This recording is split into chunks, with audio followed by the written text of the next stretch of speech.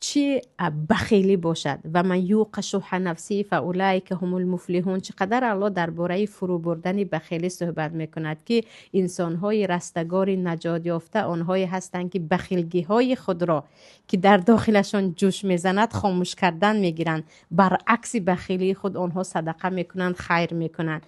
یا آنهایی که و یؤثرون علی انفسهم ولو کان بهم خصاصه، از حق خود میگذرند، از حق خود میگذرند اگرچه برایشان آسان نیست به خاطر الله. و وقتی پیامبر میگویند بالاترین جهاد جهاد نفس است، جهاد نفس چی هست؟ بخیلی های درونت را، بدبینی های درونت را، غضب و کینه و انتقام جویی های درونت را خاموش میکنی نسبت یک خواهر مسلمان یا برادر مسلمان. اما نسبت دشمنان اسلام، ظالمانی که از پی نابود کردن دین الله هستند، از پی نابود کردن شخصیت مسلمان تو هستند، اگر بدبینی نداشته باشی، کینه نداشته باشی، انتقام جویی نداشته باشی، تو یک بی‌غیرتی هستی. بی‌غیرتی هستی که ضعیف و بیچاره و تماما شکسته شده.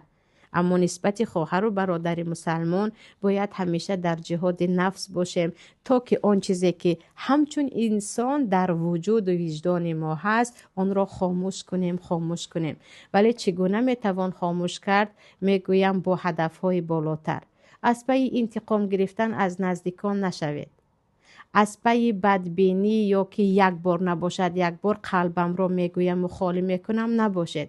از پی خیلی خیلی هدفهای بالا باشد. بگوید انشاءالله من کار میکنم که نیم دنیا از آن فایده برد. من کار برای خویش و تبارم میکنم که پس از مرگم هم سالها آنها در زندگی خوب باشند. یعنی وقتی نیتهای خوب دارید، یک هدف خوب دارید و برای آن حرکت میکنید، اطراف این مریضی های دل دیگر چاره پیدا نمی کنند. اینها پیش راه شما را نمی گیرند. برای این باید آدمی با هدف بود.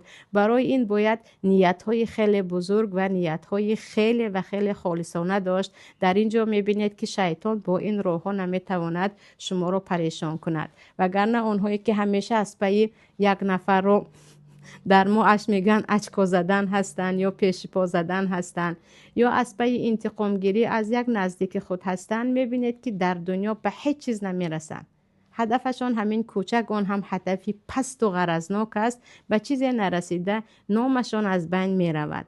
اما آنهایی که هدفهای بزرگ دارن، آن هم خالصانه برای الله، میبینید که چقدر انسانهای هم بزرگ هستن، هم با برکت هم بی ضرر. جزاکم الله خیرا. الله حفظتون کنه.